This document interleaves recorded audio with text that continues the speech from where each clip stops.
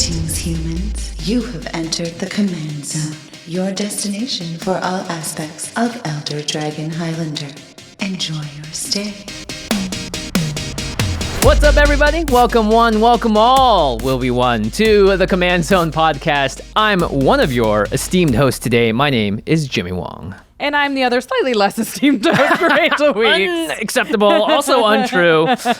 Much love, of course. And of course, Josh Lee Kwai is our other esteemed host, but he's somewhere else around the house today because we decided, Rachel and I, we need to talk about the rest of the monocolored legendaries from Phyrexia All Will Be One. And we're doing it specifically on this episode about the Dominus cycle. What's the Dominus cycle, Rachel? There are 5 Phyrexian horrors in this set. They are all monocolored with extremely powerful effects that double something. Yeah. All something slightly different. And they're very powerful either in the Command Zone or in the 99. So we're going to get into that later in the episode. But before we do that, we got to mention our wonderful sponsors. If you hear a name of a card that you like in this episode, go straight to cardkingdom.com/command to pick them up, add to cart, save them for later if you must. Because there's some really sweet cards that we're going to talk about today. And Card Kingdom has the best inventory and the most options as far as quality. There's a lot of qualities and stuff and printings go. So go to cardkingdom.com/command. They're going to send them all in one little package for you, all taped up, all nice. Safe, and you know exactly where all of your cards are. So if you're ordering a bunch of cards for a deck, they're all going to show up at the same time, and you're going to be able to sleeve up the entire deck at that moment. Like, again, cardkingdom.com/command. Yep, and when you get those cards, make sure you sleeve them up, protect them with an ULTRAPRO sleeve. And you can go to ultrapro.com/command. That is their website for their store, and they have tons of product there, both for the regular Magic the Gathering players and also for like baseball card collectors, because ULTRAPRO does it all. You're gonna have play mats, deck boxes, sleeves, dice, you name it, ULTRAPRO has it. Make sure you use that affiliate link because you're supporting the show when you do, but ultrapro.com/command, and you might find some sweet deals while you're there. Highly recommend it. Last way they support the show is directly patreon.com/command zone. We love our patrons. We talk to them every day on Discord. Rachel and I and Josh are in there answering your questions, but the only way to get access is by signing up. So patreon.com/command zone. We also shout out one lucky patron every week. So this week's episode is dedicated to Kelly Grissom. You rock, Kelly. You rock. How's it?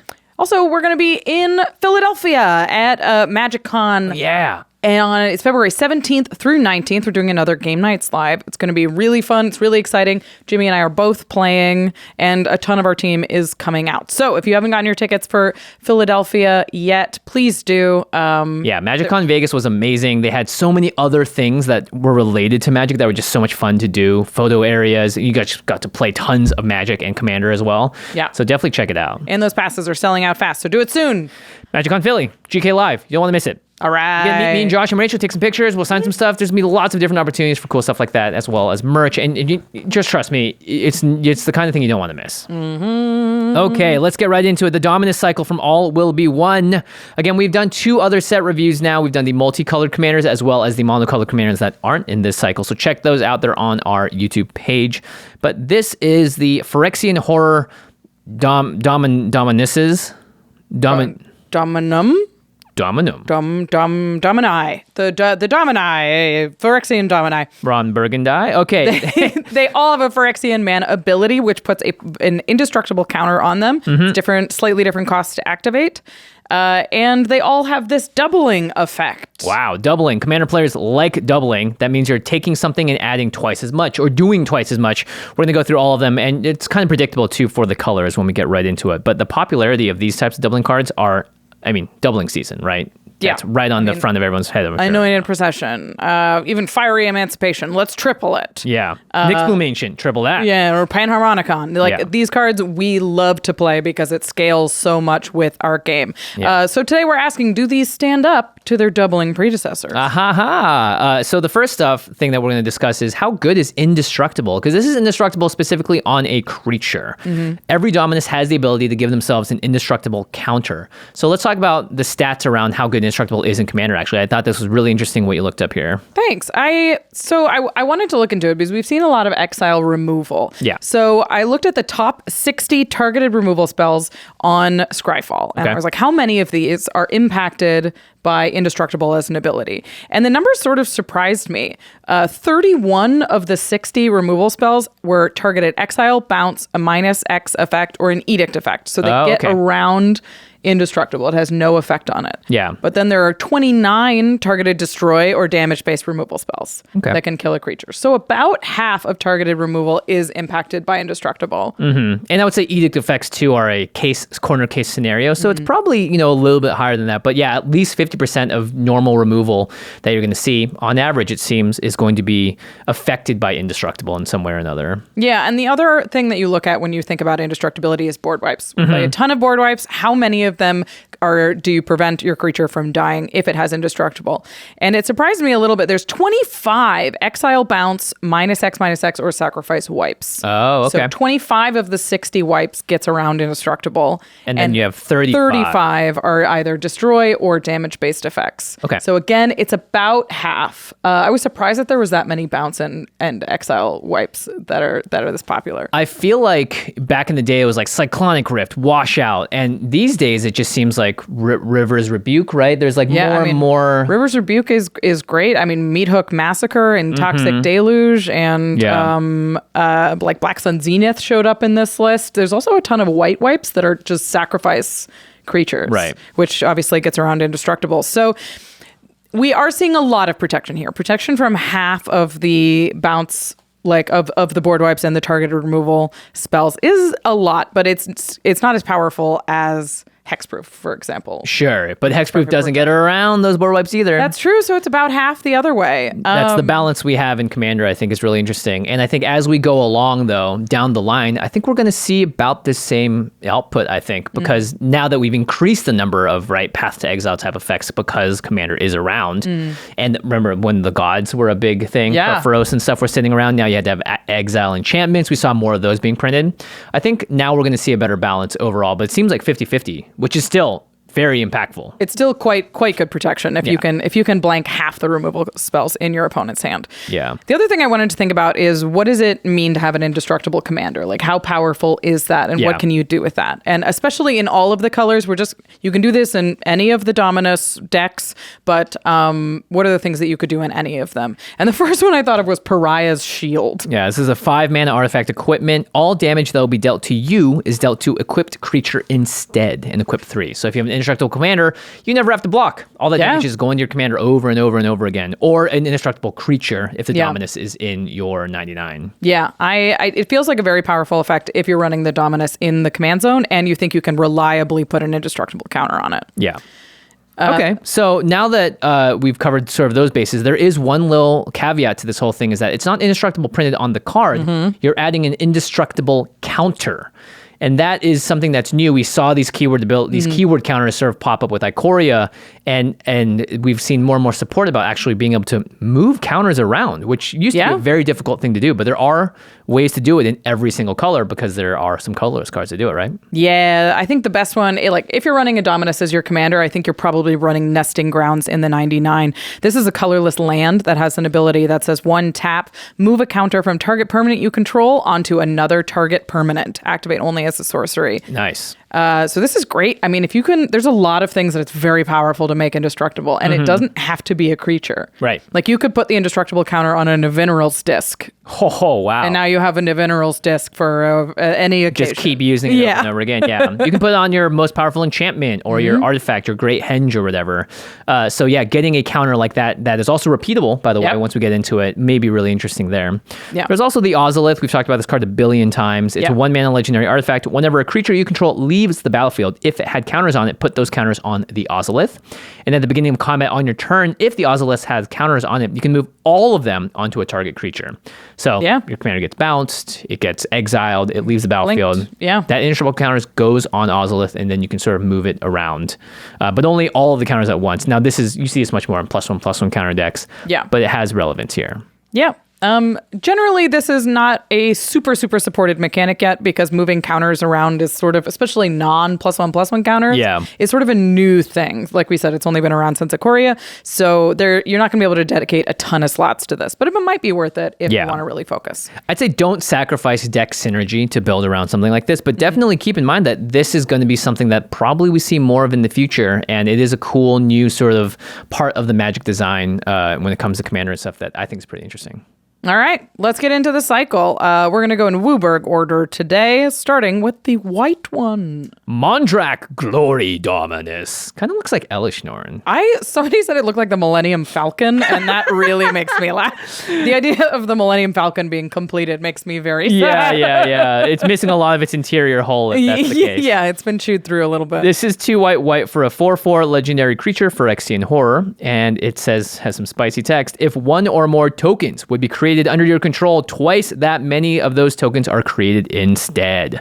So white is doing the doubling thing with tokens. Yeah, it's back. Anointed Procession. I'd love seeing another printing of this effect. And the second ability, this is the ability that all of the Dominuses share, but in different versions. This one costs 1 and then 2 Phyrexian white mana. So it could be paid for 1 white, or 1 a white and 2 life, or 1 and then 2 life twice, so 4 life. And it says 1 white, or 1 Phyrexian, comma, sacrifice 2 other artifacts and or creatures, put an indestructible counter on Mondrak Glory Dominus. So all right. The synergy there is you're making twice as many artifacts tokens or creature tokens, then you can sacrifice them to make your Mondrak indestructible. Seems pretty good, an indestructible Anointed Procession, right? Yeah, I mean, so let's go through this. We're going to talk about each Dominus as a commander, and then we're going to talk about it in the 99, because these are very powerful effects. They're monocolored, so they don't often see play in the command zone, but you could. So first, we're going to talk about them as commanders. Mondrak makes tokens. It's twice as many tokens. Turns out there's a lot of ways to make tokens in mono white, right? Yeah, so the first choice you have to make if you're building Mondrak is what kind of tokens. I mean, I guess you could do all the tokens. Sure. I mean, if you have some random treasure generation in there, it's pretty good with Mondrak. But seems good. Seems like creature tokens is the most obvious one that we always talk about. Felidar Retreat makes 2/2 white cap beast creature tokens every single time you play a land, and then you can put counters on those as well. Pretty good. One I've been really happy with lately is Halo Fountain. It's 2 and a white for an artifact. It has 3 activated abilities. It says white, tap, untap a tapped creature you control, create a 1/1 green and white citizen creature token. White, tap, untap 2 tapped creatures you control, draw a card, and then white, 5 whites, tap, untap 15 tapped creatures you control. You win the game. So that one's probably not happening so often, but the other 2 are very solid, especially because Mondrak is like an indestructible attacker, hypothetically. Right. So you could always have a tapped creature to be able to make those tokens. Notably, Mondrak, the abilities on all of the Dominuses do not require them to tap. Just paying some Phyrexian mana, and then on top of that, another sort of like sack something, do something else. So that's actually really powerful. You can even swing with Mondrak, threat of activation. Yeah. I mean, you don't even have to activate it for it to be scary. Yeah. White has tons of other ways to make tokens. Oketra's Monument, Reverent Hoplite are going to make a bunch of little 1/1 white human soldiers or warriors. All the Copper Coats as well. Huge amount. God Eternal Oketra. This is I think card you see a lot with Anointed Procession. Every time you cast a creature, you create a 4/4 black zombie warrior creature token with Vigilance. So that's 2 4/4s for every creature that you cast. Vigilance is huge. Yeah, very good. If you want to stay on flavor, you could add Defiler of Faith. 3 white for a Phyrexian human. It is a 5/5 with Vigilance, and it says it is an additional cost to cast white permanent spells. You may pay 2 life. Those spells cast white less to cast if you've paid life this way. This effect reduces only the amount of white mana you pay. Right. So you can play God Eternal Oketra for 3 random mana, and then white as Phyrexian mana, so 4 life total, right? White, and then I believe you can only do it once. Okay. Yeah. So in that case, it does reduce the cost of spells. But more importantly, the end part of this text. Whenever you cast a white permanent spell, create a 1/1 white soldier creature token. All right. A little Phyrexian, a little token. It seems like a match made in heaven. Entreat the Angels, great win con. If you can miracle this out, X white miracle, create X 4/4 white angel creature tokens with flying. And there's also a mechanic called Myriad, which is actually got a lot of support in mono white, surprisingly. Yeah, in Baldur's Gate, I mean, Blade of Cells is a great way to do this. It just gives any equipped creature Myriad. Battle Angels of Tyr is a great Myriad creature that just got printed. It's 2 white flying in Myriad, and when it deals combat damage to a player, do a whole bunch of stuff. Yeah, you have to draw a card, you already make a treasure token, and then you also gain some life. But if you make 2 angels, now every time you attack with Battle Angels of Tyr, you attack the other 2 opponents with 2 angels. Yeah, and those angels might create treasures, so that you're going to get 2 from each of those as well. Ugh. Legion Loyalty is like an endgame 6 white enchantment. Creatures you control have Myriad as well, so that's pretty good. And then, of course, we just have White Ramp.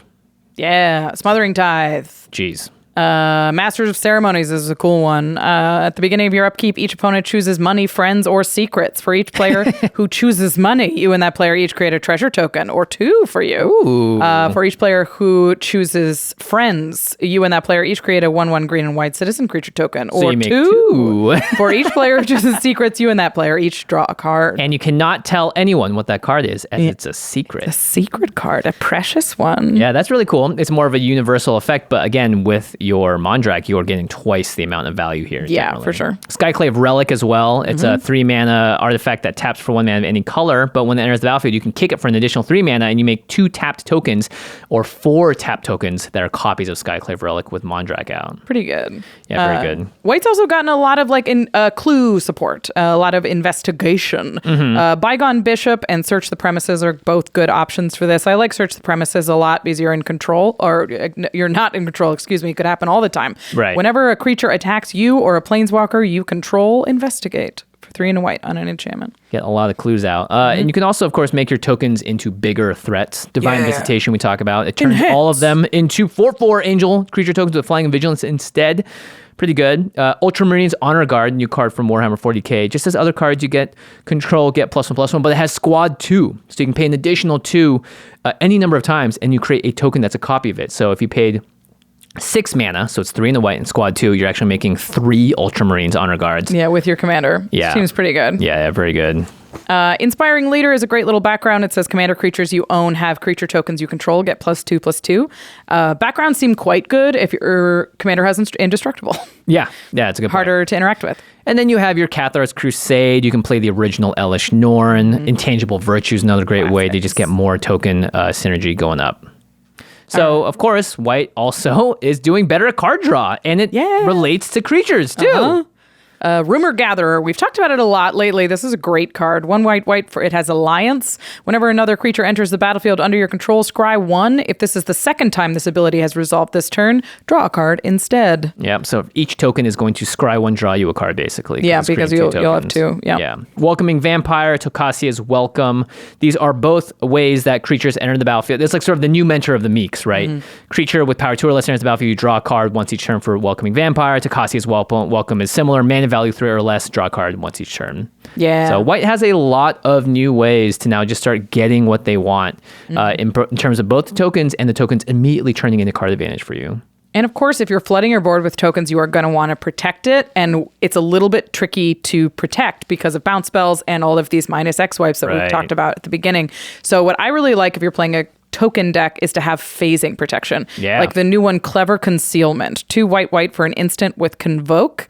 Any number of target non-land permanents you control phase out. Wow. So you can just, it could be free. Could be free. With Instant all your speed, tokens. And you just phase out anything that would die in the board wipe, and it's safe. And your tokens, phasing does not make them leave the battlefield, so all of your tokens will phase back in. Yeah, you don't want things that bounce your whole board and exile them that way because the tokens don't come back. Yeah.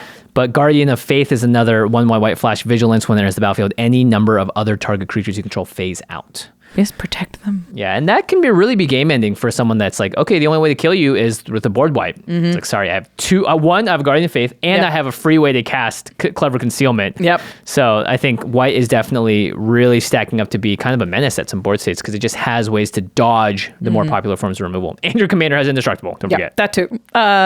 The other thing I wanted to talk about this commander is obviously doubling tokens is a very powerful effect, but the other ability on Mondrak is a sack outlet. Oh. Which in tokens deck is incredibly powerful because it gives you a way to like take advantage of all of the bodies that you've made. So in mono white, it's a little bit trickier, but there are a lot of cards that trigger when stuff dies. So Requiem Angel says whenever another non-spirit creature you control dies, put a 1/1 white spirit creature token with flying onto the battlefield. Wow, that's a great way to turn all of your 1/1 little dudes into 1/1 flyers. Yeah, 2 of them. Yeah, so exactly. It splits them in half. Yeah, every token doubles up now, so you turn the board from 10 to 20, you know. Boss's Chauffeur is an elf citizen 4 in the white front with a 0/0, and it enters with a number of 1/1 counters equal to the 1 plus the number of other creatures you control. But whenever another creature enters the battlefield, you put a 1/1 counter on Boss's Chauffeur, and the best part is when the Chauffeur dies, oh my gosh, you make 1/1 green and white citizen creature token for each counter on it. 1/1 counter on it. Yeah, so it just bursts into a ton of little citizens. Yeah, it's like that not Vona. There's a white-black commander that does a similar thing. Yeah, but and now it's in tough mono-white. like when you don't have a sack outlet in your deck to play abilities like that. But if you can respond to a bounce or if you can respond to an exile effect, then you can still get that effect reliably. Yep. Murder investigation. Yeah. Does a similar thing. It's been a while since we've seen a murder Magic investigation. Origins. I think. Yeah, very it's an old. aura that says whenever enchanted creature dies, put X 1/1 white soldier creature tokens onto the battlefield where X is its power. Yeah, similarly, Belfry's Spirit is an old haunt card that does the similar thing. When it enters a play or when the creature it's haunting gets put in the graveyard, you get to put 2 1/1 black bat creature tokens with flying into play or on the battlefield.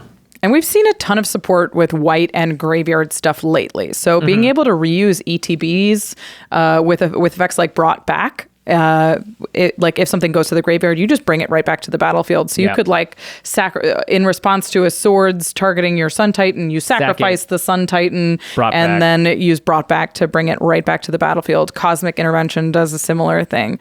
Or somebody tries to steal your Sun Titan, God forbid. My sweet boy. Oh, you're not even getting the ETB trigger if they steal it, you know? You could just sacrifice it in response. Okay, let's talk about the indestructibility counters. Many of you probably are thinking, oh, the Myojin all have a similar thing because they enter with an indestructible counter if you cast it from your hand. Clarification, it is just the new Myojins. The old ones have divinity counters, the new ones are indestructible counters. Yeah, the new Myojin, sorry. Yeah. But the nice thing is that white actually has gotten one of the best cards ever for moving counters around. It's called Resourceful Defense. It's 2 in a white enchantment. Whenever a permanent you control leaves the battlefield, if it had counters on it, put those counters on target permanent you control. So it's kind of Ozolithy there, but even better, 4 in a white activate ability, move any number of counters from target permanent you control to another target permanent you control. So you get instant speed, protect something else with an indestructible counter, all with Resourceful Defense. Or with the Myojin, you can take a counter from your commander because it says remove an indestructible counter from Myojin, create a 1/1 colorless spirit creature token for each permanent you control. Yeah, but doubled. Yeah, but doubled. And it's hard to cast an 8-drop Myojin, but maybe you have a way to, revive it from the graveyard instead, move a counter over with Resourceful Defense or that land, Scavenging Nesting Grounds, and blammo, instant remove it, make 1,000 1/1s. Yeah, or activate it multiple times in a turn. Instant speed, yeah. This is a great way to move spells around or move counters around in white. It's Contractual Safeguard. This is also from New Capenna. A lot of that. 2 in a white for an instant. It says if you cast the spell during your main phase, put a shield counter on a creature you control. And then it says choose a kind of counter on a creature you control. Put a counter of that kind on each other creature you control. Wow. Yeah, That's really good with an good. indestructible counter on your command. Yeah, that across your whole board, that is going to make it very hard for people to get rid of you. Audric Lunarch Marshal cares about indestructible, gives it to your whole team. So that's just a card to think about if you're playing this deck and you want to have that alpha strike, right? And you have a 1/1 flyer and an indestructible commander, then you have indestructible flyers coming at you. That's probably going to win you a game. Seems pretty good. And if you love Pariah's Shield, you can also have Pariah if you're playing white. That's the aura version of that. Yeah.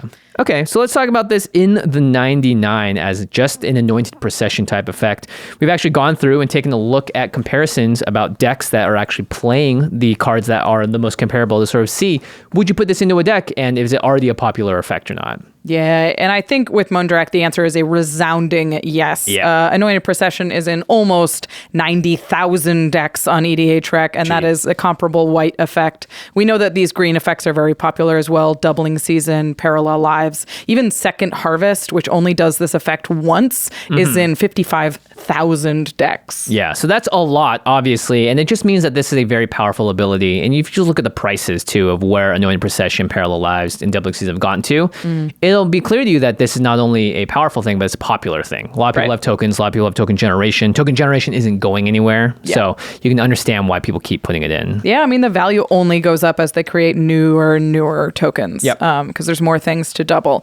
So we want to do a quick comparison between these existing effects and the new effects.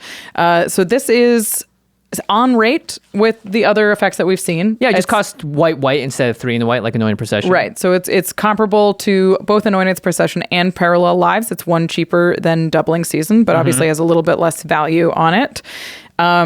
Plus, it has this added sack outlet. Yeah, that's right. It has this secondary ability, which I think makes it really, really strong in like Orzhov aristocrat decks, in black-white decks. You are totally fine just paying 1 generic mana for this, paying 4 life. Yeah, you're gaining life. Get it right back, yeah. So being able to have a token doubler and a sack outlet in the command zone seems incredible, or not in the command zone, but in your deck. In your deck, yeah. Is some real utility in an aristocrat deck. Yeah, really good. On top of this, it just attacks and blocks. It's just an indestructible creature.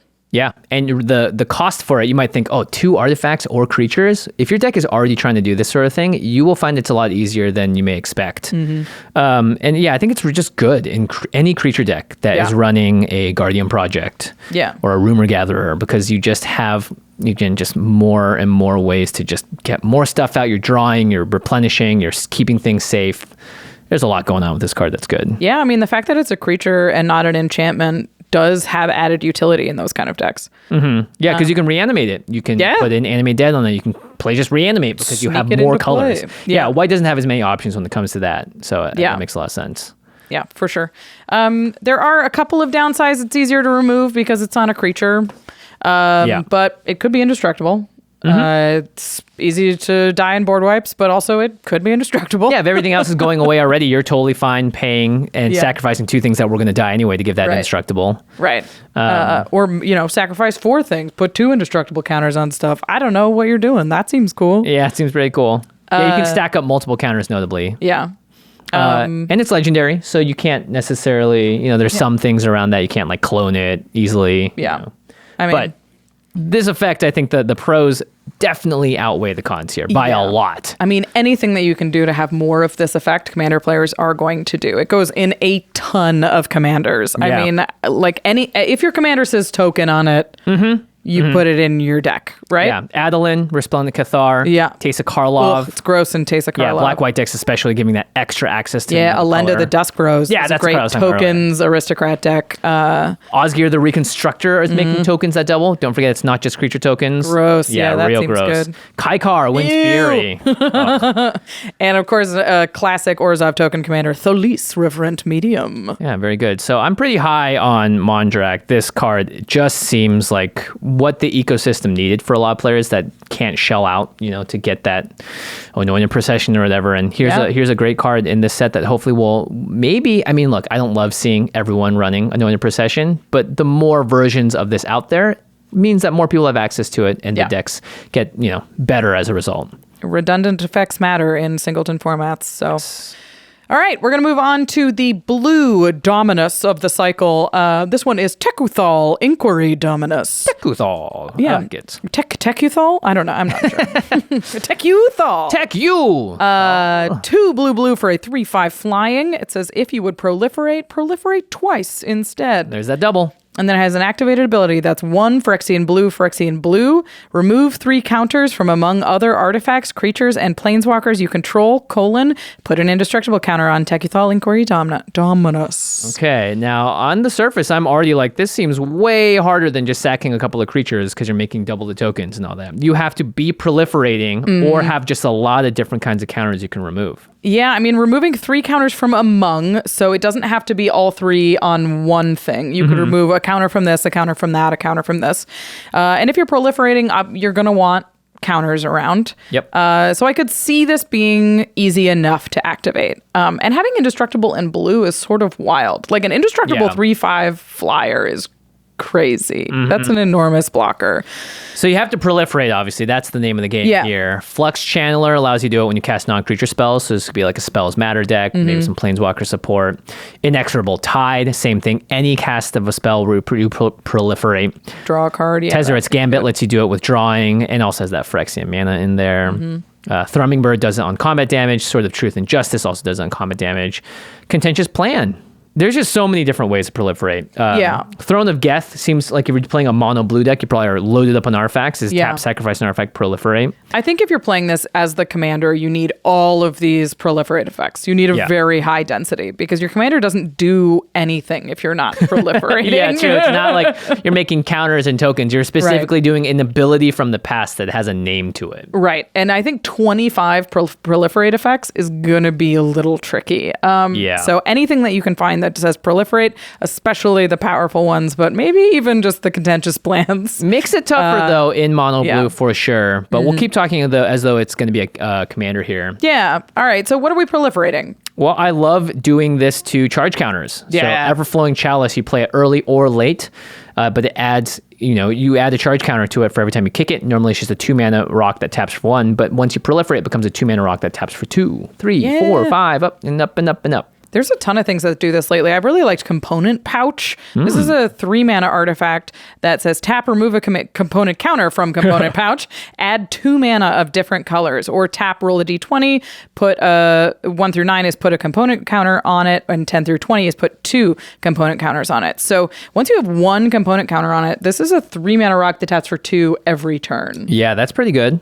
Which is quite strong. And it's very similar to Coalition Relic, which is also good with proliferation. Yeah, Coalition Relic is great. You get those charge counters. Treasure Map is the one that you want to get more landmark counters on so you can flip it quickly. Sometimes I've seen people sit there and be like, this thing will never flip over at this point. Yeah. There's also depletion counters on these old lands, and they allow you to remove one to add 2 mana. In this case, now you're adding more depletion counters, so it just becomes a land that taps for 2 every time. 2 colored mana. It's really strong. Yeah, totally.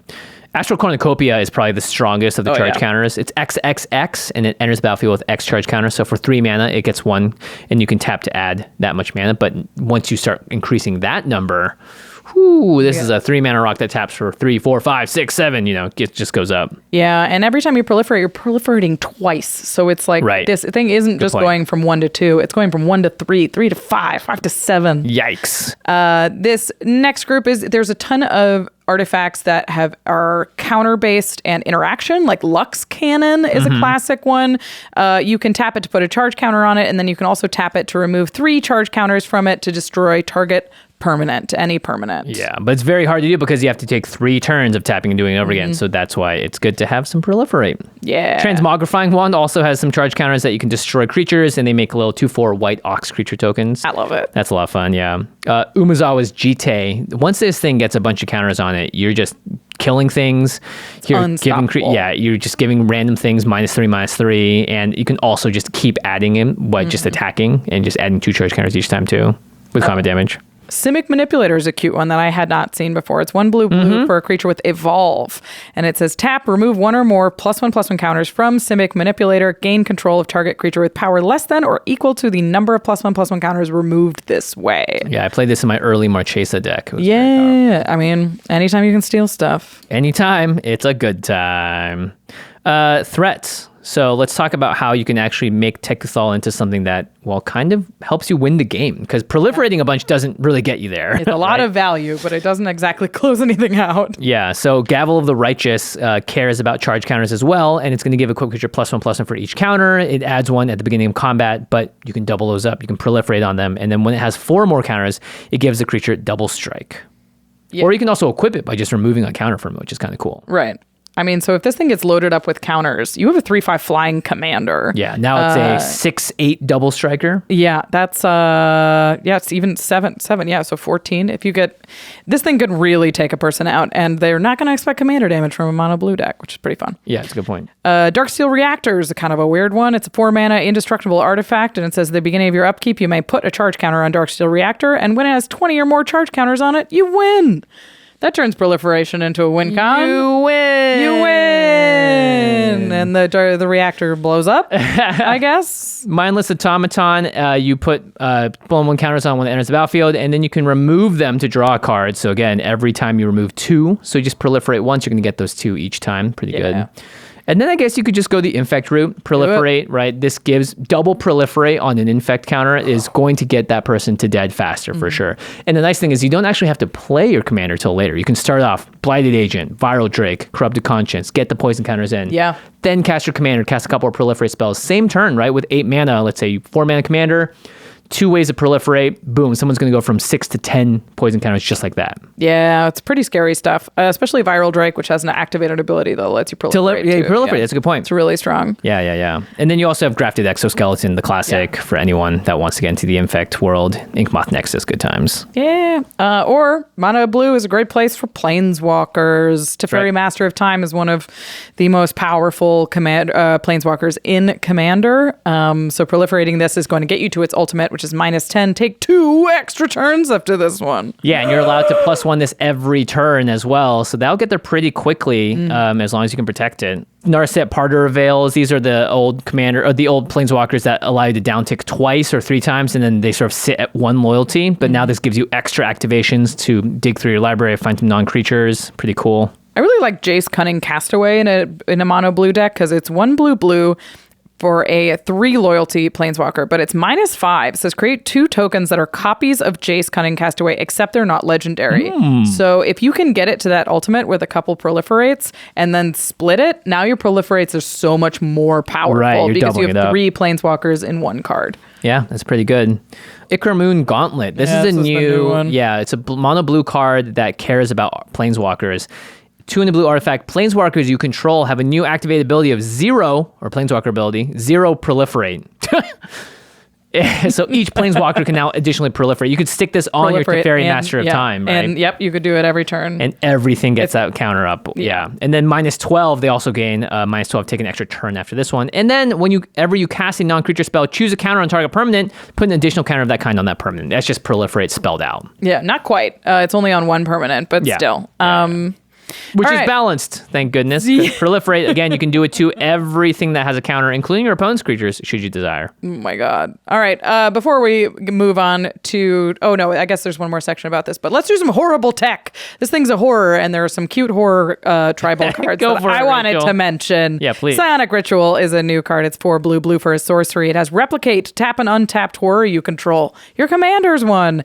Exile target instant or sorcery card from a graveyard and copy it. You may cast the copy without paying its mana cost. Exile Psionic Ritual. Nice. So you just classic 6 mana, cast 2 instants and sorceries. Maybe you cast a Contentious Plan and proliferate. Ooh.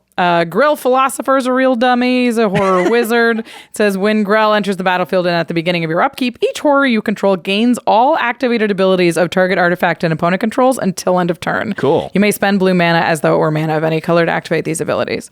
So now you have Grell and your commander both have, you turn them into mana rocks, or you turn them into any number of terrifying artifacts on your opponent's board. Okay, let's talk about the Phyrexian activated ability on Tekuthal, which is removing counters from permanents. You would think, oh no, I don't want to do that. My Planeswalker and all this stuff, I want to be upticking, not downticking. But there's some cool counters you can remove. There's some bad counters. There are definitely some bad counters. So Glen Elendra Archmage is the first entry here. It has Persist. When it dies, if it had no -1/-1 counters on it, it enters the battlefield with a -1/-1 counter on it. So you can come back, you can use it again to counter something. This usually can end games, right? If you find a way to get a +1/+1 counter on it to negate that, or in this case, removing the -1/-1 counter with Tekuthal's ability. Yeah, if you like Persist, you're going to love Cauldron of Souls. This gives any number of target creatures Persist. Including the commander, by the way. Including your commander, or any number of other creatures. And then your commander removes them, so you can use Cauldron of Souls to basically protect your board from all destroy or dies board wipes every turn. Yeah, pretty good. Thing in the Ice comes in with 4 ice counters, and then removes all of them. It becomes the Awoken Horror that bounces all non-horrors. Not your commander, though. Because he's a horror. That's amazing. Wow. That's great. You know what? Let's just end the episode there. Chronozoa is a 3 and a blue for an illusion. It's the 3/3 with flying and is vanishing 3. So it comes into play with 3 time counters on it. And then it says when it is put into a graveyard from play, if it had no time counters on it, put 2 tokens into play that are copies of it. Very cool. So you could block with the Chronozoa, remove the counters from it, and then immediately it splits into 2 Chronozoas. And you can remove those counters. Yeah. It spreads like a germ. Pretty fun. Or a horror, I suppose. It looks like a germ. It's horror-y. Maze Mind Tome. This is an amazing, great value card. You can add page counters to scry 1, and you can also put page counters on it for 2 more mana to draw a card. But when it gets to 4, you exile it and gain 4 life. So you want to keep that Maze Mind Tome around. Just remove those counters, keep adding them back on. Yeah, Reckoner Bankbuster does a similar thing. Busting the bank. It is charge counters, but eventually you run out of charge counters. But this is a great thing to proliferate, and then you could remove counters, and it's a good countery thing it works backwards than I thought. All right, tell me about this next card, Musician. Yes, I would like to have a talk about Musician. This is a Welcome everyone to Rachel's talk about Musician. Jank. Just in general. No, it's a card. 2 and a blue for a creature human wizard with a cumulative upkeep 1. Those are counters. You can remove those. Yeah. Then it says tap, put a music counter on target creature. If it doesn't have at the beginning of your upkeep, destroy this creature unless you pay 1 for each music counter on it. It gains that ability. So it's worded really weird. You guys. It kind of makes every creature with a music counter on it now have to pay an extra mana during their upkeep. Yes. It's kind of annoying. Yeah. So you can keep him alive by just removing the cumulative upkeep counters from it. Right. And then you can put music counters on your opponent's creatures, which you can proliferate.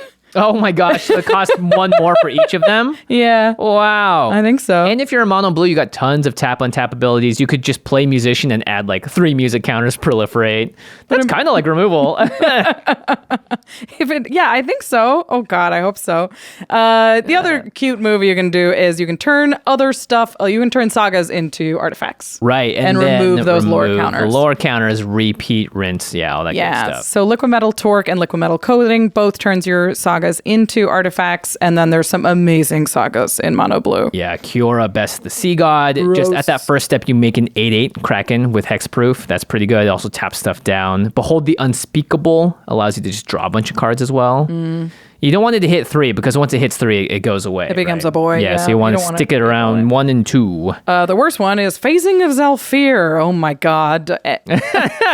If you can keep removing counters from Phasing of Zhalfir, you can phase out another target non-land permanent every single and it can't phase in for as long as you control it. As long as stick it on 1 and 2 over and over again. You can keep it in play. It's pretty gross. Yeah, I like that a lot. Pretty fun. That's very gross. Very gross indeed. Okay, so indestructible counter. Can we move the counter around in mono blue? Blue can. Blue can move it around. Aven Courier is a new card. It's 1 and a blue for a flyer with 1/1. Whenever it attacks, choose a counter on a permanent you control. Put a counter of that kind on target permanent you control if it doesn't have a counter of that kind on it. Wow. So you could do this first to the courier if you don't have any good attacks to give it indestructible, and then after that, you're just adding an indestructible counter each turn. Yep.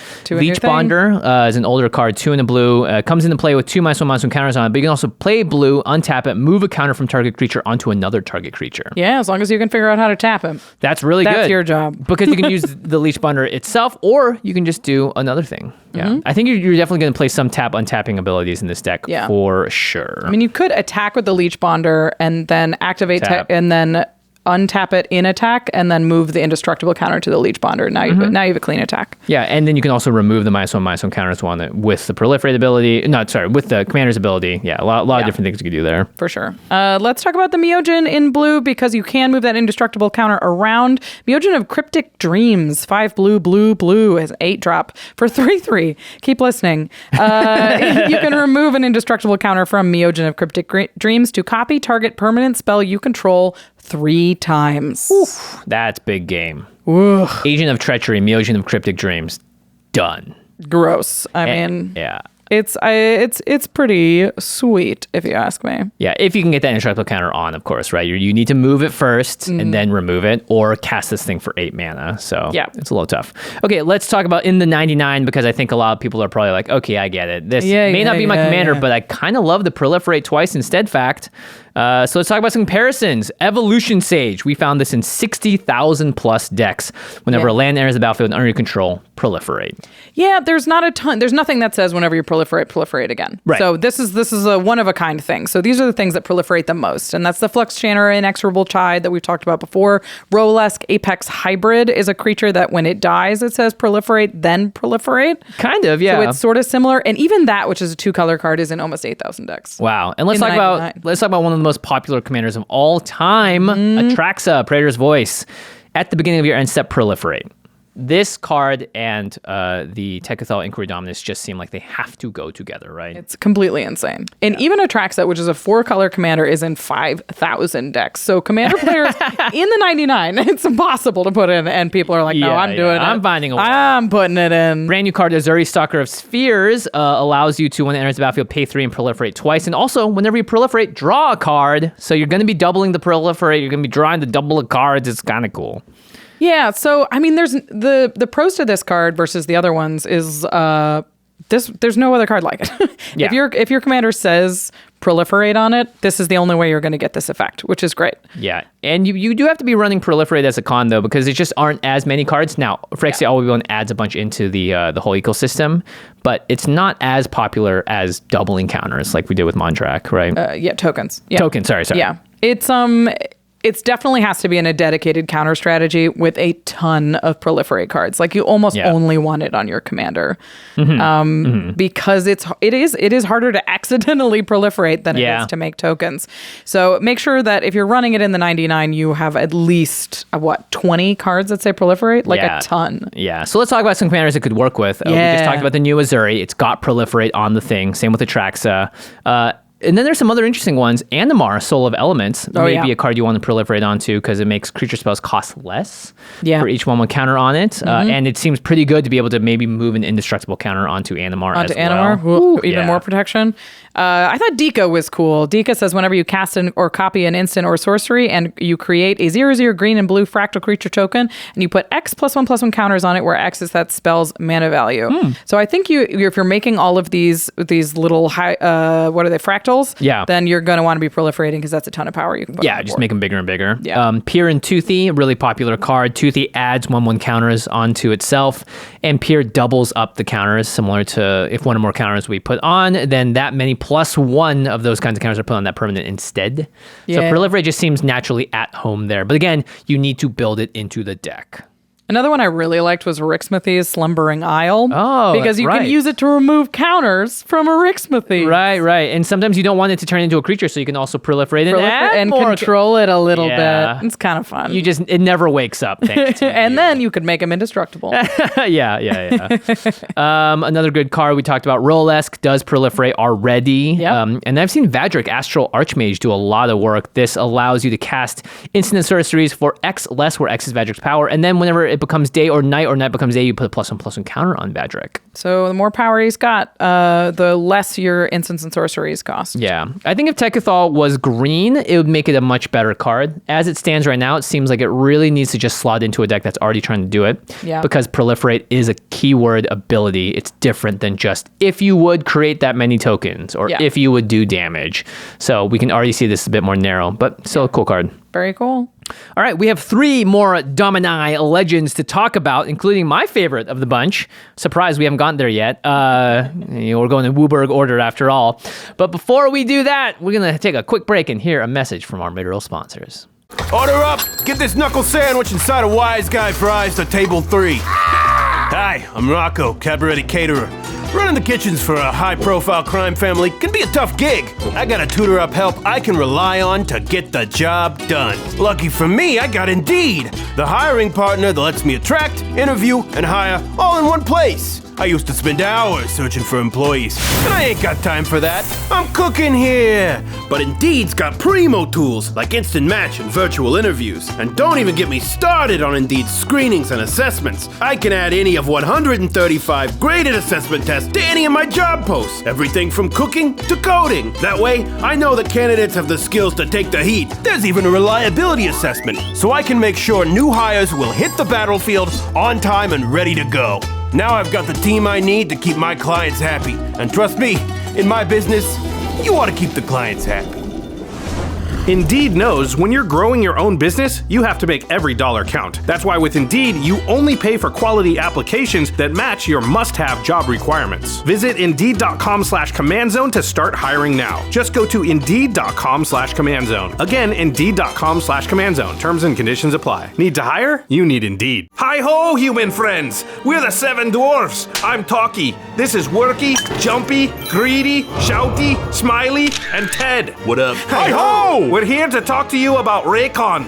It's the time of year to make big changes, which can be just as hard as mining through rock and stone. But take it from us, even small things can add up to a big impact in life or on the battlefield. You can start by shaking up your routine with RAYCON wireless earbuds. I use mine when I mine. They're water and sweat resistant, and upbeat tunes have really helped me keep my energy going.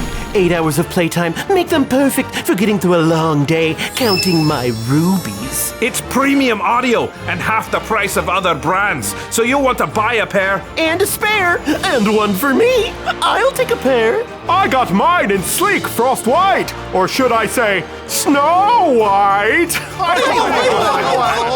Oh, dwarf humor. Ready to buy something small with a big impact? Go to buyraycon.com/command today to get 15% off your Raycon order. That's buyraycon.com/command to score 15% off. Again, buyraycon.com/command. This episode is sponsored by BetterHelp. I love playing against Jimmy. It's easy mode. I know, you get him the tiniest bit salty, and his whole game falls apart. I'm ready to play! What happened? Something's changed. He's My best self, thanks to therapy. I used to let little things get under my skin on and off the battlefield, but working with a therapist has helped me feel empowered and ready to take on whatever life throws at me. They guided me towards healthy coping skills and becoming a more patient person. And if you're thinking about therapy, BetterHelp is a great option. It's convenient, affordable, and entirely online. Just fill out a quick questionnaire to be matched with a therapist, then you can switch at any time. Thanks to therapy, now when I get salty, it's just for the lulz. Ha! Craterhoof. I win. And I'm emotionally healthy enough to accept that. Congratulations, me! If you want to live a more empowered life, therapy can get you there. Visit betterhelp.com/command-zone today to get 10% off your first month. That's BetterHelp, HELP.com/command-zone. Welcome back, everyone. Welcome. It's a great day to be talking about magic cards, Rachel. Have you been completed? This feels like Let me just wipe this oil from my... It's a perfect day to be complete. We have 3 more legends here. The first one is mono black. It's Drivnod Carnage Dominus. It's pretty sweet. It looks... I'm looking at the art, though. It doesn't look that scary, right? I mean, he looks like some bad meat left on a grill. You know, or like your dog couldn't finish the bone you gave it. Yeah. Or if a hot dog exploded on the grill and it left this sort of drip. In a rib cage, just random. Yeah, so sure. This is 3 black for an 8/3 legendary horror Phyrexian. If a creature dying causes a triggered ability of a permanent you control to trigger, that ability triggers an additional time. And even more exciting, this does not require technically any mana because it's just Phyrexian black twice. So black, or 2 life into black, or 2 life, 2 life. Exile 3 creature cards from your graveyard and put an indestructible counter on Drivnod. That seems a bit more doable, I feel like, in mono black, right? I mean, you don't want to be exiling creature cards from your graveyard. Yeah, that's true, but at least you don't need to pay any mana to do it if you need to, which is kind of cool. Yeah, that's true. It could be free if something terrible happens. You could do it in response to a Bajuka Bog or something Oh, like yeah, that. yeah, good call. So Well, let's make some stuff die. If this is our commander, we definitely want dies triggers in the 99. Junji, the Midnight Sky. Afterlife mechanic. Yeah, is a great way to kill some stuff. Body Launderer, I've talked about before, as a great dies trigger. When it dies, return another target non-rogue creature card with equal or lesser power from your graveyard to the battlefield. Yeah, Dutiful Attendant brings that back to your hand. Even Death Dracolich wants to die because you can cast it from your graveyard if a creature not named it died this turn, and you're probably going to kill a lot of things. I love this Vindictive Lich. This card is a house. He rules. When it dies, choose one or more. Each mode must target a different player. So you can make one person sack a creature, one person discard 2 cards, one person lose 2 life, and then do it again. Ugh, that's so gross. This will end someone's game. If you target someone with sack a creature twice, or discard 2 cards twice, or discard 2 cards and sack a creature, right? You can really pinpoint what you're doing here. Even losing 10 life can really, really put somebody in the close to 0. Yeah, 23 versus 13, right? That is a complete world of difference. Yeah. Also, you want tokens in a deck that wants stuff to die. There's a lot of other dies triggers that double up when you can sack the little things you don't care about. So Ophiomancer's great in a deck like this. Sengir Autocrat comes in and makes a bunch of surf tokens. Nice. Chittering Witch makes rats equal to the number of opponents you have. Ogre Slumlord just keeps pumping out more rats. Yeah, so Ogre Slumlord is one of the cards that we're profiting off of death, right? Where he doesn't want to die, but he likes to see others die. Pitiless Plunderer is another one. Yep, good dies trigger for tokens. Very good. Yeah, it makes treasures, and it's whenever another creature, right? So it doesn't even care about tokens versus non-tokens. An oldie but a goodie, Pawn of Ulamog also makes 0/1 colorless Eldrazi spawn creature tokens for non-token creatures dying, and those can add mana, so that's ramp. Grim Haruspex is going to draw you cards. Same with Harvester of Souls and the new Liliana, all that good stuff. Yeah, ton of things in black that want to see creatures die. Bastion of Remembrance, Blood Artist, Zulaport Cutthroat, all of these want your tokens to die and will reward you for it. Twice as much. You're getting double the Zulaport Blood Artist triggers. You're getting double the Massacre Worm triggers. Yeah, right? Whenever a creature an opponent controls dies, they lose 2 life. So now they lose 4? Yeah, that Massacre Worm could maybe just end someone's game when you play it. Absolutely. I mean, Massacre Worm can already end games. If they lose 4 life for every creature that dies to it, that is going to shut the game down. I also like Body Count, 2 in the black, or you can Spectacle it out for a black. You draw a creature for each creature that died under your control this turn, instant speed. Just a really solid instant. And then if you really just want to be mean, Butcher of Malakir, Dictate of Erebos. Yeah, Grave Pact, all of those. Instead of everyone sacking 1 creature for creature that you're sacking, they're sacking 2. This becomes a board wipe with just 3 creatures dead. Yep. You know? In a deck like this, you also want sack outlets. Of course, Woe Strider is one of my favorites. It enters, makes a goat, and then you can sack creatures and scry 1. Yep, and you can escape it back from the graveyard later as well. Henny, great sack outlet there. Priest of the Forgotten Gods. Takes a little longer to get online, but you tap it, sack 2 other creatures.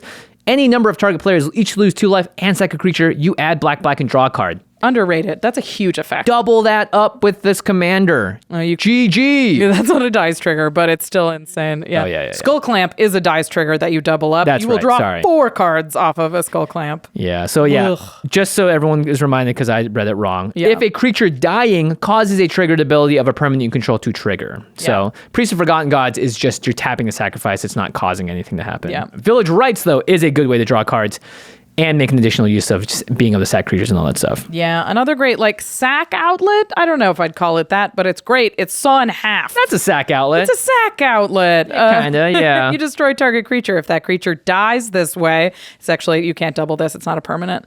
If that creature dies this way, its controller creates 2 tokens that are copies of that creature, except their base power is half that creature's power and their base toughness is half that creature's toughness, round up each time. Well, instead you saw in half your Blood Artist. You saw in half a Blood Artist, and you got 2 Blood Artists. And you then saw in those half will double. your Vindictive Lich, then you double your Vindictive Lich, you make 2 Vindictive Liches, you sack those, so you 6 Vindictive Lich triggers. That feels okay to me. Yeah, Sir Conrad the Grim is another great one because it's right. You're looking to get cards into the graveyard, and Sir Conrad's going to double it up as well. Yeah. Because it's really hard to activate. Like you said, you don't want to just be exiling creatures out of your graveyard because, maybe they're part of your strategy. Maybe they have dredge on them. Yeah. But Sir Conrad says whenever another creature dies or creature cards put into the graveyard from anywhere other than the battlefield, so milling, or a creature leaves your graveyard, your commander's ability, Sir Conrad deals 1 damage to each opponent. Yeah, so Sir Conrad really does it all with Dripknot because it doubles up the dice triggers, and when you exile those 3 creatures, which you may not love doing, you still get paid off for that with Sir Conrad. Yep.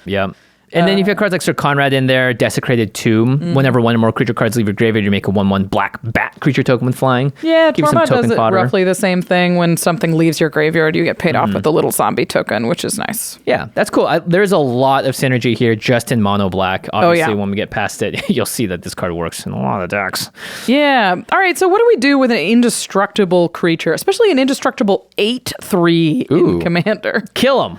Yeah, you hit him with it. Yeah, you hit him with it. This is the best I could do, I think, is these two next cards. Pestilence. Like Pyrohemia, but for black, 2 black enchantment. At end of turn, if there are no creatures, you sacrifice it. But you can just pay a black and deal 1 damage to each creature and each player. And if your commander is indestructible, you never have to sack Pestilence, and you can wipe the board, and now you're left with an 8/3 indestructible to smack people with. Yeah, that's got 20 damage marked on it. Seems good. Crypt Rats does a similar thing if you want to clear the way for your for Drivnod. Yeah. Okay. Very good stuff. I like all of these ideas. Indestructible. Yeah. Can you move the counter in black? Not really. It's just going to be your Ozolith and Nesting Grounds. All right, well, let's talk about the Myojin then. Myojin of Yeah. Grim Betrayal enters the battlefield again with an indestructible counter if you cast it from your hand for 5 black. Or you can remove an indestructible counter from it, put onto the battlefield under your control all creature cards from all graveyards that are put there from anywhere this turn. It's Rise of the Dark Realms. Yeah, sack your whole board, bring it back with the Myojin.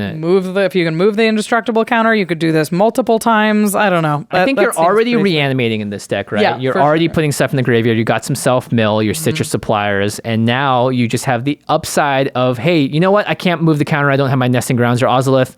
Whatever. I'm just going to exile my Myojin, give my thing an indestructible counter. I do have those cards. Reanimate it. Bring it back. Do this insane thing. Yeah. Combo off. Kill everyone that same turn. Seems crazy. All right.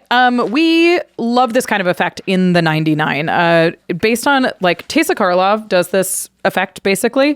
And she is white and black and is in 20,000 decks in the 99. And she's in 2 colors. Yeah. And so a really popular commander, too. And a very popular commander. And Nightmare Shepherd does some things like sort of similar. It lets you reuse dice triggers multiple times.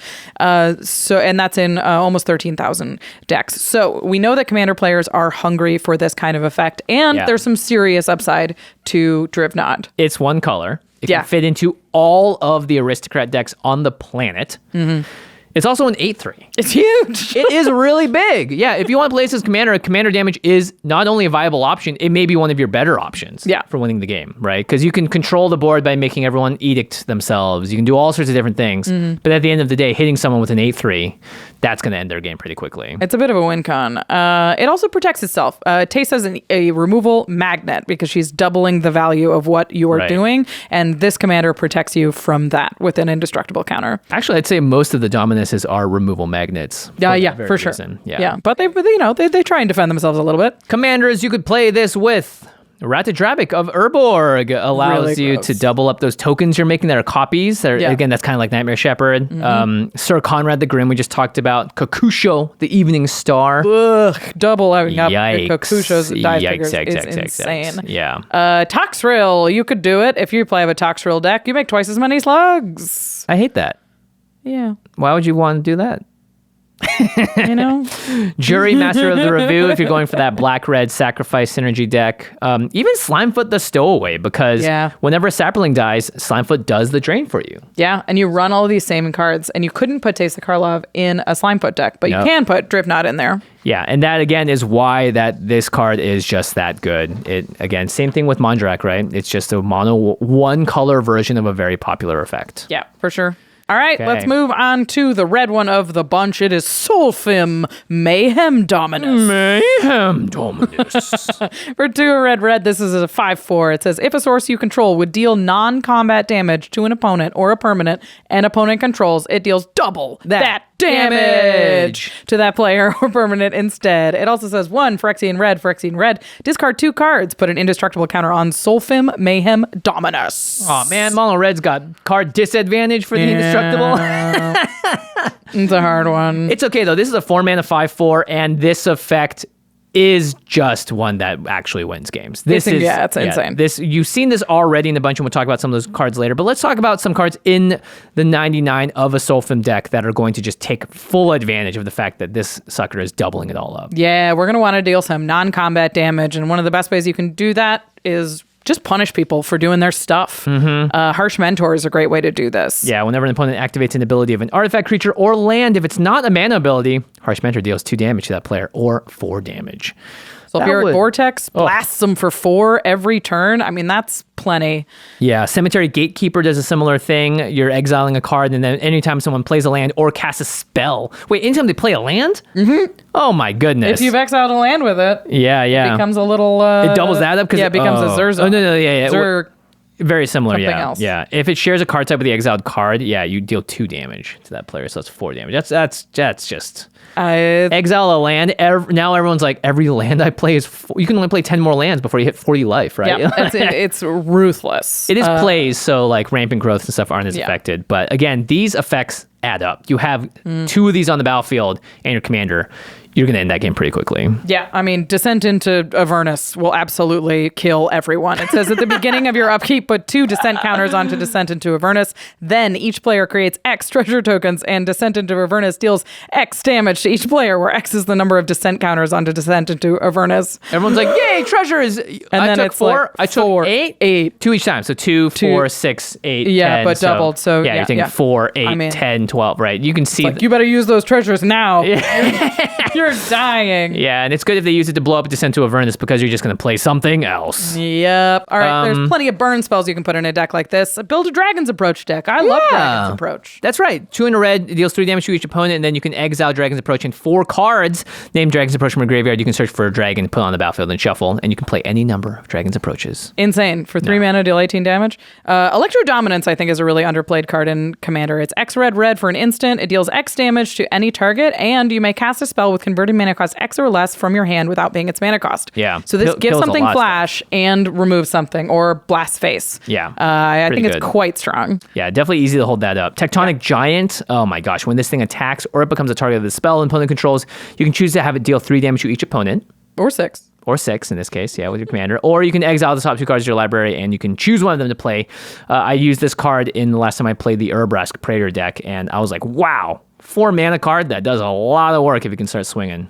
You know what's really gross with damage doublers? What's that? Taralf, God of Fury. Oh, yeah. Whenever a creature or planeswalker an opponent controls is dealt excess non-combat damage, Taralf deals damage equal to the excess to any target other than that permanent. Yeah, so You just don't run out of damage. Yeah, right? yeah, exactly. You hit something you hit a 1/1 for 3, and then Deal- 2 of it goes to the opponent. Yeah, and that's double to 4. double to 4, yeah. So you have 4 to throw, and you throw 4 at something, and it deals double to that. Yeah. So it's just... Yeah, exactly. You can turn the 1 into this, into that, and you can just spiral it up. Typically, you do Taralf and you play like Blasphemous Act, and it just kills Everybody. everyone. Yeah. Yeah. Pretty good. Inferno Titan also comes down, just pings, hits damage left and right. So I like that as well. Or you could just play Heartless Iditsugu. Just kills all your opponents if that's they're right. at an even life total. Well, does it kill you? No, No, because it only deals damage to your opponents. baby, So if you have let's Heartless, go. just done. Done. You have to remove Heartless Hidetsugu, guys, when you see it on the You battlefield. really gotta. You cannot let it stick around. Don't let them tap it. Yeah, you can't. It's them's the facts. Vishino Heretic's a cool one. You pay 1 in a red, tap it, destroy target artifact, and then it deals damage to that controller equal to the artifact's casting cost or mana value. It's kind of cool. Yeah, there's a new one, the Exocrine. It's from the Warhammer sets. It's X2 red with Ravenous, and it says when Exocrine enters the battlefield, it deals X damage to each player and each other creature. Oh, so it it's like hits a board you, wipe. but it doubles against all of your opponent's stuff, and it doubles against your opponent's faces. So it's a little board Yeah. wipe that also can be burned. Your commander's a 5/4, so you cast for X equal to 3. Doesn't kill your commander. Doesn't kill Will it. probably kill most everything on the board. Yeah, and deals 6 damage to face. Yeah. That seems good. Yeah, very good. Gutter Snipe is the spell slinger Classic. way of doing this. Yeah, anytime you cast an instant or sorcery, it deals 2 damage to each opponent. I really like Chandra's Incinerator for the same reasons. There's a ton of payoffs in red for dealing damage, a ton of ways to draw when you've done damage. Neheb the Eternal is a great way to do this. Oh, it gives you so much mana. Ton of mana in a deck like this. Sin Prodder says at the beginning of your upkeep, reveal the top card of your library any opponent may have. You put that card into your graveyard. If a player does, Sin Prodder deals damage to that player equal to the card's converted mana cost. Otherwise, put that card into your hand. So it draws you an extra card unless your opponent wants to take some damage to their face for it. And it's twice the damage, too. Yeah. You could show like a 10 drop and they, boom, take 20 if they really want to get it out of your Or hand. they just let you have that card. Yeah, and that's like red advantage, right? You could just play Mizium, Mortars, Lightning Bolt, Abrade. This is just dealing damage. Yeah. You're just going to double it up, and they're just good cards anyway, right? A Lightning Bolt just removes a thing now. Yeah. Like with 6 damage, removes most things in Commander. Yeah, and let's say you are discarding a bunch of cards into your graveyard. You're playing the Spellslinger version of the mono red deck with Soulfim, Mayhem Dominus. Guess what? You got support there too. Hooray! Mizzix's Mastery. You got to get them all back. Pass in Flames. You can cast them all again. Volcanic Vision. You can choose one and cast it. Deal some damage too. Arcane Bombardment. When you cast. Okay. I'm done. There's a ton of ways to cast spells from your graveyard, and you should if you can put them in there. Yeah. All right. So, what do you do with an indestructible commander in red? There are some upsides, of course. It survives damage board wipes, so you can just keep that board clean. You could use Pyrohemia. Yeah. You also have Stuffy Doll and Brash Taunter, indestructible creatures that like being dealt damage because then they'll turn it down and do it to something else, an opponent, and they're going to double that again. I like that a lot. Blazing Stunsteel turns your commander into a Stuffy Doll. Oh, kind of like Pariah, right? Yeah. Kind of like Pariah. All right, Red Myojin, what you got? You can remove an indestructible counter from Myojin of Roaring Blades. It deals 7 damage to each of up to 3 targets. Yikes. 14 to face, 14 to face, 14 to face. Requires Nesting Grounds Ozolith, but you can do it. Seems pretty cool. Yeah. All right. We love to double damage in Commander, so this card is definitely going to see some play in the 99. Fiery Emancipation triples damage. It is in 36,000 decks. Dictate of the Twin Gods. Furnace of Wrath, similar card. Dictates in 23,000 decks. Yeah, and it's the problem with Dictate is it's universal, so it just doubles all damage to all players. Yeah. Angrass Marauder seems a lot of play that doubles damage.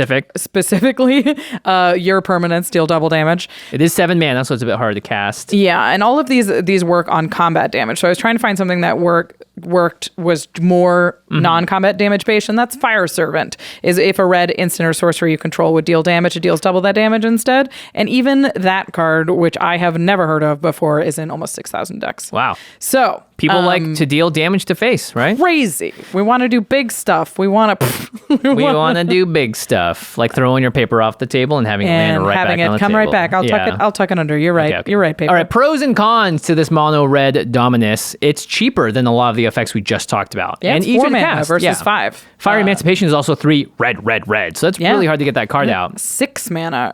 It's not symmetrical, so it only affects your stuff and it only happens against your opponents. Yeah, it's really good in like a Perforos deck, or Perforos is in this deck because you're just going to play creatures and boom, just kill everyone. Yeah, I mean it's a creature, so it like has all the upsides of it being a creature. It causes a creature entering the battlefield. It turns your like bolt bends on and that kind of thing. So if you're playing a creature-based deck, it's just better to have creature abilities. That kind of brings us to the cons though, because it is only non-combat damage. Yes. Right? And creatures deal combat damage. Exactly. You really want to be punishing or burning or a group slug deck, right? Or, to just poke everyone a bunch of times and bring them down. Right. Yeah. So that seems like the biggest con there is that it's a creature, but it doesn't allow you to double your creature attacks up. It's just non-combat damage. So it kind of pushes you in that direction instead. Go the spells matter, go the non-creature damage type things. But there are a ton of commanders that work in non-combat damage. Toralf, like we mentioned before. Torbrand, Thane of Redfell. This is like the card that probably came to mind for a lot of different people. Yeah. But that is basically the same deck, right? As Torbrand as is this card. Auntie Blight is a new one from Jumpstart 2022. Oh, what does she sound like? She's got a little bit of a New York accent. Oh, Auntie Blight, huh? She's a lot of love for that bad influence. Yeah. That's a cool. I might build an Auntie Blight deck. Seems really fun. It's really sweet. My friend just built it. Nice. One I really liked was Kedis, Emberclaw Familiar. Whenever a commander you control deals combat damage to an opponent, it deals that much damage to each other opponent. Oh, this is very good. Yeah, here, so if you hit with one commander, it deals twice that much damage to the other 2 players. Yeah, and Kedis has partner as well, so you can even change up the colors. Rurik Thar just does 6 damage to that player whenever they cast a non-creature spell. Or 12 if you like. 12. Gross. Yeah, that's gross. I don't want to think about that. Alibu Ancient Witness has a really cool attack trigger, dealing X damage to any target when you attack, and you scry X, where X is the number of tapped artifacts you control. So that seems like a direction you could go here, right? The whole red-white artifact build is getting more and more support. This is direct damage here. Yeah. And Torwaki, which we both died to, could use a little help, I think. Now it deals 4 damage to any target. Man, what the heck? Heartless Headed Tsugu, we talked about. Vile Smasher the Fierce, also just hitting people for damage. And Omnath, Locus of Rage, has now that deals, nice. 6 damage for each elemental that goes to the graveyard. I mean, I can't say I'm pretty excited, actually. It's pretty sweet. Yeah, it's damage. going in one of my decks for sure. Oh, there's so many different decks I could put this in instantly, and I like it a lot. All right, there's one last Dominus. It is the G. We've made it. I was like, is that No. a guttural? It is no, the G it's of the Wooburg. G of the Wooburg.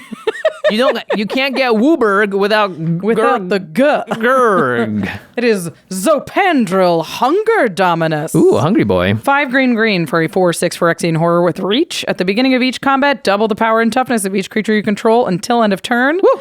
And then the Phyrexian ability is Phyrexian Green. Sacrifice 2 other creatures. Put an indestructible counter on Zopandrel. Okay, so Big boy. small note here. At the beginning of each combat. So this not only is great aggressively, but now, this 4/6 turns into an 8/12.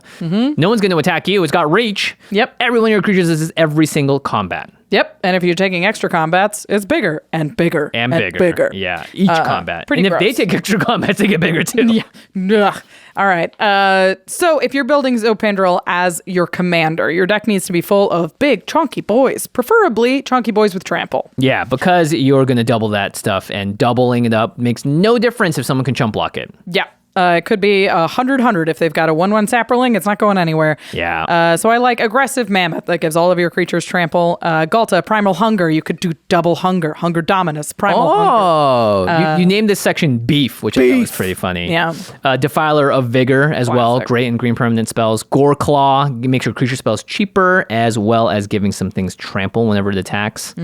Elder Gargaroth. This card just does it all right. Such a house. Anything that is enormous and has trample and really takes advantage of that. Yeah, because you're also in mono green, you're going to be ramping with land ramp a lot. And mono green decks have just the ability to pump out tons of mana. So a 7-mana commander isn't actually that scary, I think, to cast because you just have the ability to get stuff out there. It's a finisher anyway, really. Like you want to wait. You really want to put this down once you've put all your big guys on the board. Like Nylea, God of the Hunt, gives all your stuff trample, and she's naturally a 4-mana 6/6. Yeah, Insane. Yeah. Also, if you're doubling power, the other thing I looked at was Infect. Yeah. If you want to go Phyrexian, if you want to lean into it, there's a couple of big Infect creatures that you don't normally see. It's like Putrefax is 3 green for 5/3 with trample and haste and Infect. And at the beginning of your end step, sacrifice Putrefax. But if that thing's a 10/3, 10/6 trample. This card is actually really effective in Rafik decks of the many, very old school, because you give it double strike. So Putrefax definitely making another return here. Phyrexian Juggernaut as a 5/5 infect for 6, attacks each turn if able, and then boom, make that 10/10. Just means they have to block. Yeah, I think Infect is actually a really solid way to win with this deck because, again, you're pure combat damage based. Instead of getting someone from 40 to 0, you just need to get them from 0 to 10 with Infect damage, and you're going to have trample and stuff already. So Triumph of the Hordes seems like an instant win condition, right? Yep. It's there's a ton of big green guy like Spinebiter is unblockable and becomes a 6/8. Phyrexian Swarmlord makes even more. Yeah, that's kind of crazy. And there's a ton of support for big, chunky green guys in green, of course. Gwenna, Eyes of Gaia, is new from Brothers War. It taps to add 2 mana in any combination of colors. Spend this mana only to cast creature spells or activate abilities of creature or creature cards. Whenever you cast a creature spell with power 5 or greater, put a +1/+1 counter on Gwenna and untap her. Wow, you play it, untap it, play a card, untap it. You're adding extra mana each time. 2 mana every time. That seems insane. Yeah. Runati, Behemoth Caller, a jumpstart card. Whenever you cast a creature spell with mana value 5 or greater, that creature enters the battlefield with X additional +1/+1 counters, where X is its mana cost -4. So in this case, it would be 3 +1/+1 counters for your commander. And of course, creatures you control with 3 or more +1/+1 counters on them have haste, and you can tap it for mana on top. It just taps for mana also. Yeah, there's a little Why bit not? of everything. Why not? Hey. A card I really like is Tanuki Transplanter, 3 and green for an equipment dog.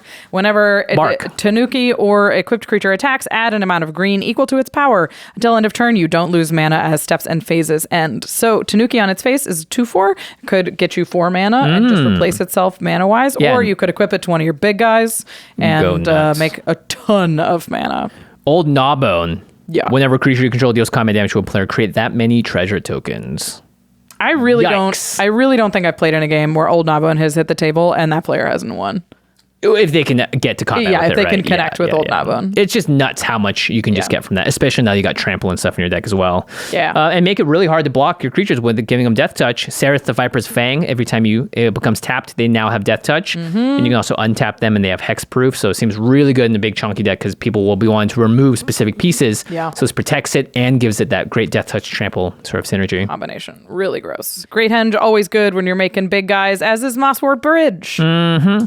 And then you should draw cards as well, because green does everything with Rishkar's Expertise, Greater Good, and Hunter's Insight. Wow, Greater Good in this deck seems real good. Yeah, anytime you sacrifice something with high power, you draw a lot of cards. And then only have to which discard 3. just seems really, really strong. Yeah. Now, do you want to build with sack outlets in mind? Because there are some cool dies triggers that happen in this deck. And if you're already putting big beef in there... And your commander has a sack outlet on it. So that was my question is like, do you care about that? Do you focus on these dice triggers in your big green deck? Yeah, maybe not. But you've got great cards. Triplicate Titan, when it dies, you make a bunch of 3/3s. World Spine Worm, an 11-drop when it dies, you put 3 5/5 green worm creature tokens with trample. Now they're 10/10. Yeah, now they're 10/10. So it doubles to a 30/30. Yeah. Lifeblood Hydra. Maybe this is a Hydra deck, because when it dies, you gain life and draw cards equal to its power. Mm-hmm. Yeah, there's a lot of different things I think you could do here just to get big beef out and then just happily sack them and make your commander indestructible at the right time and get some extra benefit, right? Exactly. Yeah. If you focus around those dice triggers, I think you could probably get some cool stuff going on.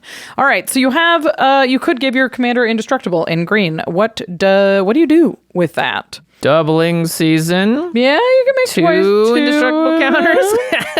Here, that green's really good at making 2 of 1 counter. Yeah, and I think if you're going to go the counter route, you don't care just about the indestructible counter. You got +1/+1 counters, all sorts of different ones. You're doing the Hydras thing. Yeah, you're building like a Vorinclex Monsters Raider deck at this point, and you're doubling those counters instead. Or Pier, Imagine the Rascal, more counters. Green can sort of move counters around. There's the effects we talked about before, but Slippery Bog Bonder is a fun card. It's green for a 3/3 with flash and hexproof. When it enters the battlefield, put a hexproof counter on target creature. Then move any number of counters from among creatures you control onto that creature. Bribe Taker, 5 in a green trample. When it enters the battlefield, for each kind of counter on permanent you control, you may put your choice of a 1/1 counter or a counter of that kind on Bribe Taker. So you can double up that there.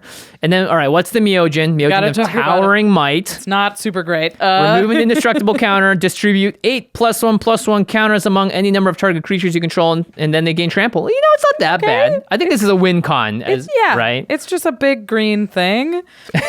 Also, if you have indestructible in green, it's always good to have lures.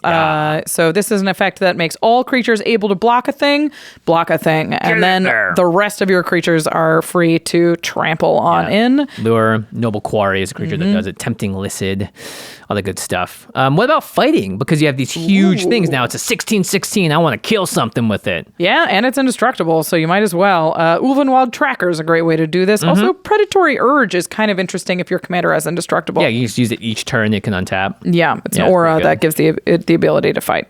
Okay, let's talk about comparisons in the 99. Yeah. The first card that immediately came to mind was Unnatural Growth. It's the same thing. At the beginning of each combat, double the power and toughness of each creature you control until end of turn. Yeah, except for this one costs 1 green. Yeah, you're only playing this amount of green decks. 39,000 decks rocking this sucker. A ton. God Eternal Ronus is in 18, almost 19,000 decks. So we like to double power for sure. What about classic Overwhelming Stampede? It's basically a doubling because it gives +X/+X, where X is the greatest power among creatures you control. Yep. But this one, now you can't time it up, unfortunately, to wait for the double from the beginning of combat and then cast Overwhelming Stampede because it's a sorcery. But you still make a 4/4 into an 8/8, and then you give everything +8/+8, and then double it. That seems fine. I mean, that's in 55,000 decks. That one does give it trample, so it's a little bit different. But we like to double power for sure. We definitely do. I said that wrong. You give everything +X/+X, and then double. And then double it. Yeah. You got it. Okay, pros and cons. So what I like about this one, especially over Unnatural Growth, which is the most common comparison, is it's a creature. It buffs itself. Right. So once it comes down, you immediately get that effect. You don't have to have a second card on the battlefield. Right. This is interesting. It's actually not as offensive as you may necessarily think. It's actually really good on defense because it does it each combat. And it has reach. Yeah. This thing just blocks like a house where like you're free to sort of swing out with the rest of your cards as long as there isn't a ton of tokens around. It's a sack outlet too that is relevant in a lot of decks, especially like low weenie decks that have a lot of things running around, and like turning all of your 1/1s into 2/2s or 4/4s is actually really good if you need to end the game with those cards too. For sure.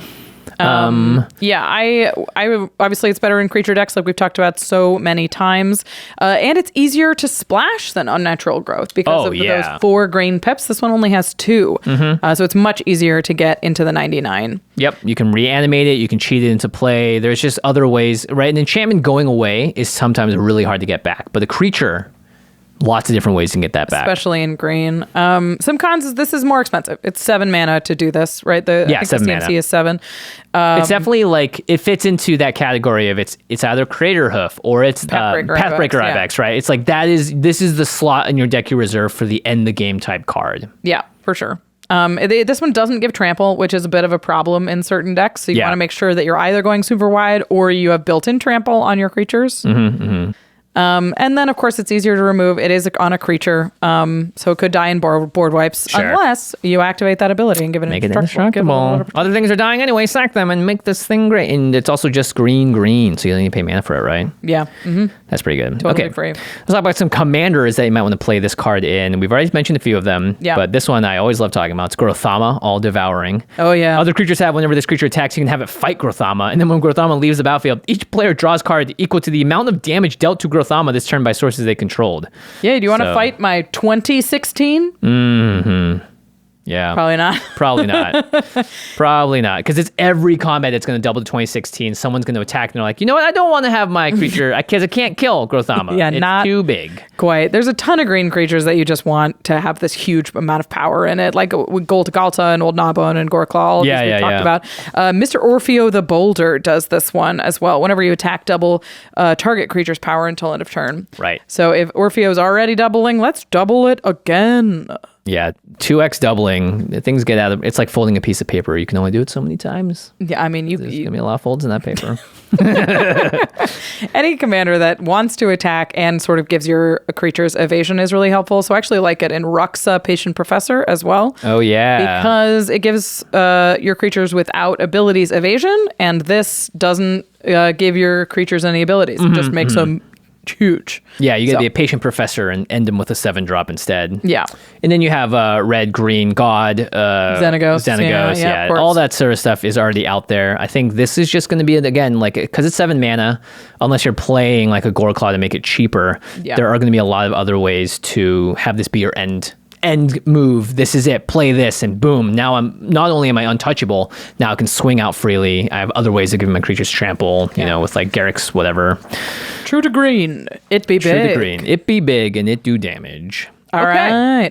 Those are the Domini. Dominis. They're pretty sweet. We're going to see a lot of these, I think. I think so too. It's definitely, I would say, like, go pick them up, right? And when they're in the sort of the cheapest they're going to be when the set keep an comes eye on out. those prices. Because this is definitely a way, I think, for people to just get these effects that they did not have before, and they're pretty good. Yeah, keep an eye out. So what is your favorite of the Dominus cycle? Well, it's pretty obvious. I think it's going to be Sulfin, Mayhem, Dominus. It's the double damage one. I've already built decks that use this effect to great effect.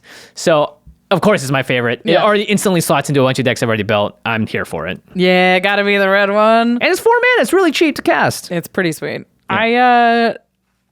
I like the white one a lot, and I'm close on that one because of the sack outlet, but I think I got to go with Tecuthal, Inquiry Dominus, the blue one. Proliferate. Okay. I love a Trixie blue deck, and I love the remove a counter. I've always been intrigued by Shize, which is a card that does the same thing roughly, but sort of slower and worse. Yeah, right. And this is a great impression of it. Very cool. All right, most powerful Domini from one. I think this one's pretty obvious for me. I'm going to give it to Mondrak. Gotta be Mondrak. Mono Glory white. Dominus. And that's also just, I think, demonstrated by the fact that the most people play this type of effect, and it's the most desired out of all the ones we talked about. You know, just by the numbers of it being an index, it's so much higher. If you're doing Sulfim, you got to be doing damage. If you're doing Mondrak, could be treasures, could be tokens, could be a whole number of different types of things that you're doubling up, right? There's a ton of commanders, especially in white, that want the tokens to scale that big. Yeah. So I think we'll be seeing a lot of it. I think so too. Very cool. All right, to the listeners, what do you think about the all will be one Dominus cycle? It's kind of cool. We had like the Defilers before, but these could be your commander as well as in the 99. Do you think they're going to see more play in the 99, or do you think they are going to be more seen in the command zone? I think the 99 is the obvious. 99? Yeah. And of course, are there any synergies or combos we missed? For instance, Solfim, I can activate this ability to discard Anger into my graveyard. A combo. And then play Heartless Hidetsugu. So let us know in the comments. You can tweet at us. You can find us online and let us know. We'd love to hear your thoughts. Yeah, and of course, if you want to pick up a Heartless Hidetsugu for yourself, go to cardkingdom.com/command. How heartless? All of the printings of Heartless Hidetsugu. There's a new secret lair one that's pretty sweet. Oh, yeah. They have all of the cards that you're looking for and all of the printings and all of the conditions to make sure that you are spending exactly how much you want on each card and getting exactly the copy that you want. And then once they come in the mail, they're all going to be in one envelope, in one place, safe and sound. And if they aren't, you have a great customer service program, support system over at Card Kingdom, and they'll help you out. And they've been great every time I've had to use them. So me too. Once again, go to cardkingdom.com/command to get the magic cards that you're after. And when you get them, put them into a deck box. Keep them safe, especially because you're going to be going to MagicCon Philly leading up, right? You want a cool new binder for your trade items. ULTRAPRO.com/command is the place to go for all of that stuff. They constantly have great deals on products that are going out of style. Maybe it's an old set that's deprecating and the new stuff is coming in. They also have the new stuff. They have cool secret lair arts. They have all the official artwork because ULTRAPRO works closely with Wizards to make sure that they're giving you the most beautiful playmats and things that you want to really accessorize and make your play area look super sweet. I know I'm always on the lookout for cool things that people are doing with their play areas when I play against them at events like MagicCons. And it's great to see when someone's got it all set up, or they've kind of cool theme with it, or they just have like a blank playmat that they have all their artists sign and draw on, right? ULTRAPRO.com/command gives you all those options, so you're prepared the next time you go to MagicCon Philly. Coming up, February 17th to the 19th, Rachel, myself, Josh, and a lot of our staff are going to be there. We're going to be doing game nights live. It was an absolute hit at MagicCon Vegas, and we're bringing new sort of things to the program as well. It's going to be spicier, more fun, more exciting than ever before, and you can only see it if you go to MagicCon Philly, February 17th to the 19th. Get your passes now. And this is the first time we're also going to the East Coast, so really excited to see everyone else out there. Yeah, I've never been to Philly. I'm very excited. Yeah, me too. We are going to skip the end step for this episode because we have been talking about cards all day. So let's move to the cleanup step and say thank you to our amazing team here at the Command Zone. Thank you to Damon Lentz, Arthur Meadowcroft, Lady Danger, Manson Lung, Craig Blanchett, Josh Murphy, Jake Boss, Jordan Pridgeon, Sam Waldo, Gaurav Galati, Jamie Block, Mitch Trafford, Evan Limburger, Gabriel Pozos, Megan Yep, Eric Lem, and how's it? Josh Lake White. All right, everyone. That is going to do it for our Commander reviews for one. We got more stuff coming up, though, so make sure you hit that subscribe button, that notification bell if you want to get more sweet analysis on Magic the Gathering cards from your favorite hosts. I hope we're your favorite. Yeah, we're your favorite, right? All right, everyone. Thanks so much for watching, and we will definitely see ya next time. Ooh, that was efficient. That was crazy. They all threw it one time. Peace.